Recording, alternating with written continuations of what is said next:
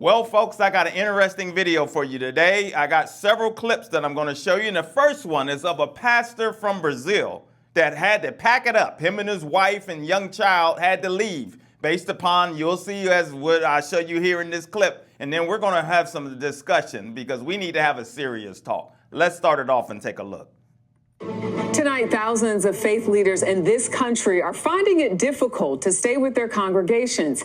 That's because they are foreign-born and visa renewals for religious workers are backlogged for years. CBS's Omar Villafranca reports from Gordon, Texas, on a pastor who is now self-deporting. The Lord is compassionate and gracious. This was Pastor Albert Oliveira's last time leading Sunday services in person at First Baptist Church in Gordon, Texas. He's usually the one praying for his flock. But on this day, the church members are praying for him. We give you thanks. Brazilian-born Oliveira is in the U.S. on a special religious worker visa that is about to expire. Despite years of work and more than $30,000 in fees to navigate the immigration system, he's still waiting for a green card that would allow him to stay in the U.S. longer. It's not my fault that there's a backlog. It's not my fault that it's taking forever. I did what I was requested to do by the law. Has this frustrated you? All the time. They're changing the rules of the game while the ball is rolling on the field. Without a green card, Oliveira, his German-born wife Caroline, and his 3-year-old American-born son Elliot made the difficult decision to self-deport back to Brazil to avoid breaking the law. You can't really make plans. We have built a life here, and we have a child, we have friends, we have a job, we have a ministry. Oh, my goodness. Oliveira says during the Biden administration, the wait for the type of visa he wants ballooned, largely due to the surge in migrants. In the Trump administration, the backlog has not improved. The wait time, years. Church member Nancy Robleski helps lead worship music.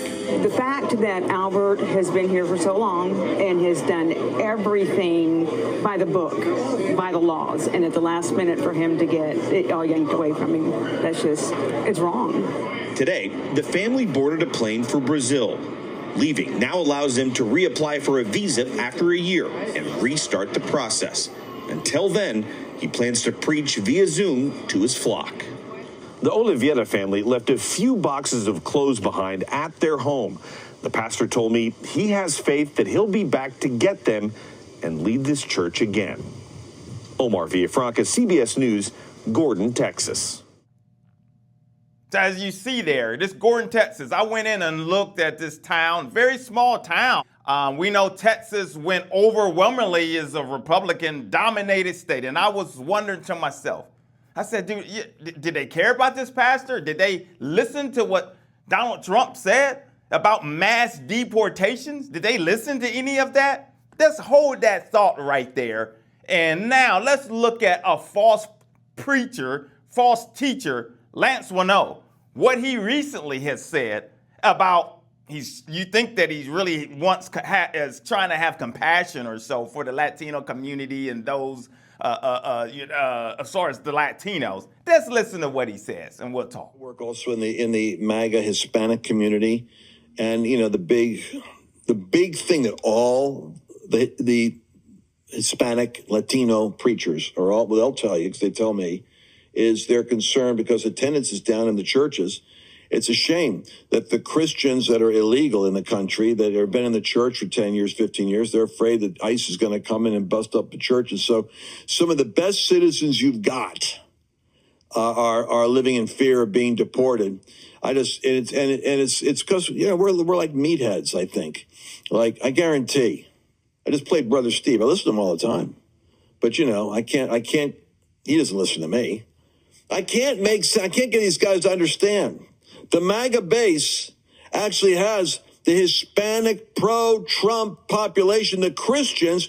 You got to do a carve-out somehow on those citizens that have been here for 10 years or more that are actually contributing, well assimilated, versus the ones that are coming in, like the Muslim traffic that wants to take over America and declare Sharia law, you should not have. You ought to be creating some kind of a criteria for prioritizing criminals first. And if these people that have been working class people and they're serving, I mean, they got family here, and they're in church, and they're, frankly, if they're Republican conservative, I don't want to drive them into anxiety attacks and not voting for Trump because they're afraid they're getting deported. They're not the priority. Does that make sense to you? Now, for those of you that don't know who Lance is the 7 Mountain Mandate Dominionist. This guy believes that that Christianity, which is a warped perversion, and I always call it a perverted version of Christianity,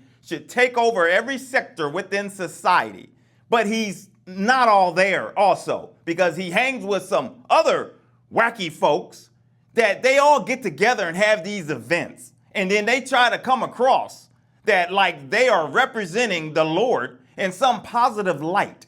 So let's look at some clips. Go down a trip of memory lane with Lance Wallnau, so that for some of you that are unaware of him, or some of you may have seen these clips, some of you may have not. Let's look at him and where he's at so you can see the guy's mindset. These fundamentalists, with their relationship to the Bible, can choose Donald Trump as their candidate. It's not because they identify with him and feel that he's one of them. It's because he can be an instrument. Trump can be the wrecking ball that they use to bring down the federal government that they have so many problems with. I believe that God's using him to destabilize these progressive institutions, the penetration of that progressive ideology in these places, so that believers and other viewpoints can go into them and establish credibility also. I was with Carrie Lake last week. I should have got a picture with her. It was such a strange experience. I was talking to her about some people in Trump's headquarters that I thought she knew. She'd never heard of who they are. I thought, oh, she's living a bit in a silo herself. But I love Carrie Lake. I love General Flynn too, a great guy. And we're gonna have them on the tour. We're gonna have Carrie Lake. We're gonna have General Flynn. We're gonna have Eric Trump. It's tell you what, it's a Holy Ghost Fire in Glory Tour.com. We're gonna go through those swing states. Bam! In Jesus' name, with Pentecostal power. You're the one that's crazy, but I'm telling you, man.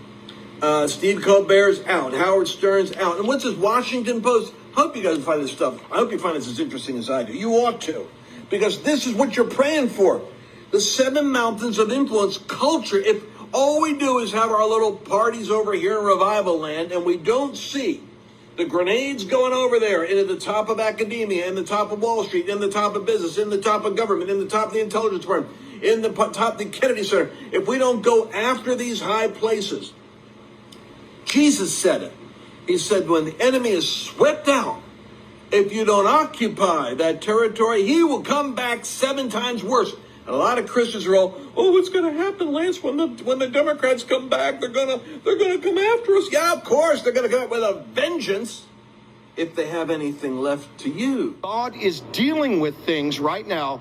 It's a sign, lastly, of the glory of God. Amen. When the glory comes, Exodus 32, he said, Moses, get down. First recorded, that's where disco was invented. Get down. What was it supposed to do? Stay alive. Woo. That's where the song came from. Keep a nation alive. The people have corrupted themselves. Glory, corruption. Yeah. All of this is coming because God is asking us, what does a nation look like filled with glory? And can I say this, Lance? I just feel this.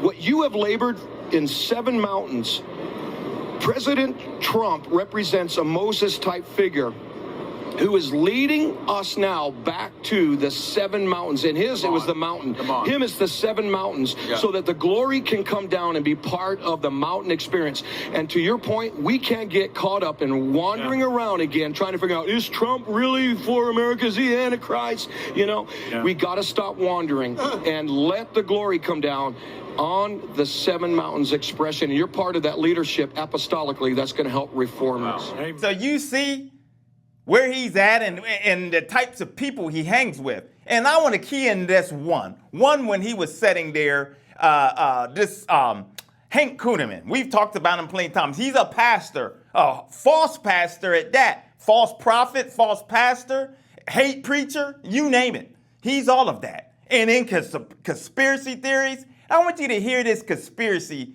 theory that he promoted, where he's comes up with some of the wildest things. Supposedly, he says on this message that you're going to find out several years down the road here that Biden has always been dead.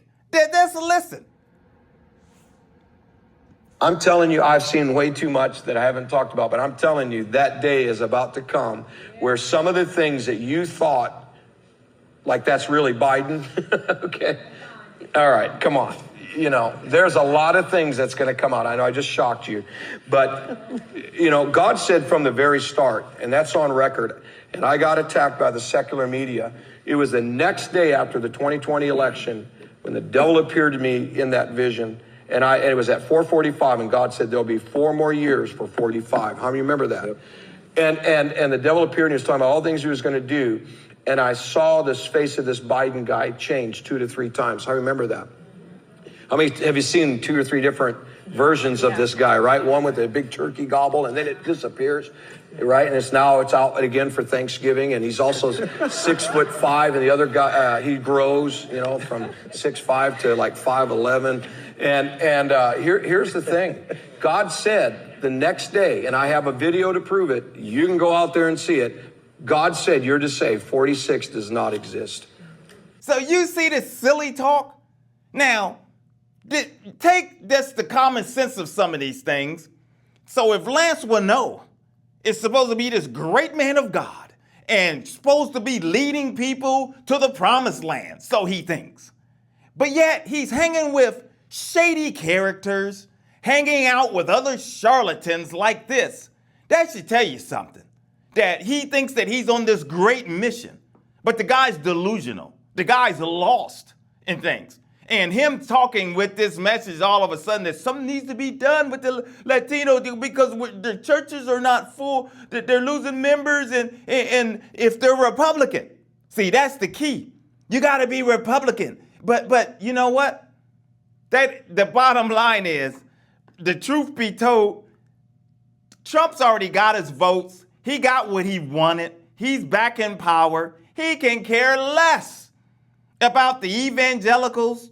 He can care less, especially of people of color, any kind of color. So you see where the people from South Africa, the farmers that supposedly being claimed to be brutalized in some way, which is that's totally false. They get to come over free, get to just come on over easily. And these people like this pastor had to get on a plane and leave town and things. And it's only because evangelical community has been used, continuously been used. And everybody's been used in some kind of way. But the evangelical community, those that profess Christ, those that claim they love the Lord, has been made fools out of. Because the devil has tricked you and made fools out of you and twisted things to make it appear that your testimony has been damaged.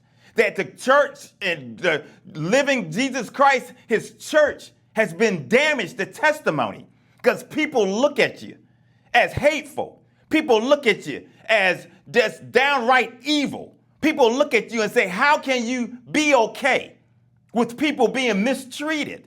Yes, we know we have laws and that there's people here that shouldn't be here, and there's certain laws that need to be followed. We know all of that. All of that, yes. But it doesn't mean that you get to mistreat them in the fact you just get to just do whatever and mistreat people. And that's the problem. You don't get to do that, especially if you're a Christian and you call yourself a Christian and you think it's okay for people to just be rounded up for no particular reason. I got plenty of Asian friends, Latino friends, and especially I know several that they making sure that they've got their everything on them, every piece of paperwork that they have, because they're in fear. I know there's some that are just, they're in fear and they're here legally. They're here. They actually are citizens. But because they are of that, because they're Mexican or Cambodian, my friends, or Laos, and you name it, or Ghana, some of the other friends, they are extremely worried. And that's just crazy that they get round up and wrapped up in a system that don't give people due process. And Christians are okay with that. So I'm sure this pastor's congregation went right along with, hey, they just sat there and basically voted for this man's demise, basically. And he probably voted for his own demise because he didn't think that it was going to happen to him and things. And it's all what it comes down to, using people for the votes. It happens on all the levels. It happens on the Democratic side. It happens on all that. But the evangelicals, we have to keep it on the evangelical level because this thing is spiritual because the devil wants to trip folks up. You remember Vincent James? Some of you may not know Vincent James, but let me show you a clip of Vincent James so that you can, for those of you that don't know. He's a nationalist. He's one of these white nationalist people, calls himself a Christian, but the actions and the way he conducts himself says otherwise. But let's just listen to him, and then I want to show you a clip that happened that he came out. I never showed this before, prior to the election last year. So take a look. And this is very similar to what we saw with the whole horseback border patrol agents. Horseback border agents to be punished for migrant confrontation. They tried to say, well, they were whipping Haitian migrants, but it was just the reins of the horse. But here's the thing, we need them. We need them to start literally whipping migrants coming across the border. Maybe that will get them to stop. Maybe that will get them to think twice before invading our country, which most Americans agree is an invasion at the southern border. We need to praise agents like this. Okay, we need to hang these things up. That should be commended. So that's Vincent James talking. You see, he talks crazy.